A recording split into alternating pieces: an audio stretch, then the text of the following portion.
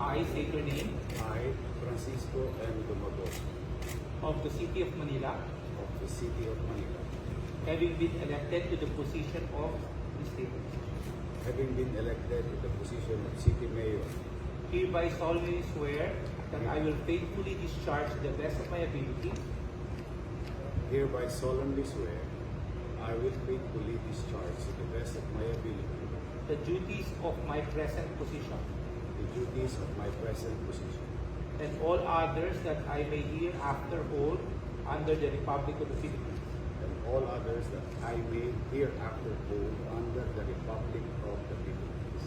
that I will bear true faith and allegiance to the same, I will bear true faith and allegiance to the same.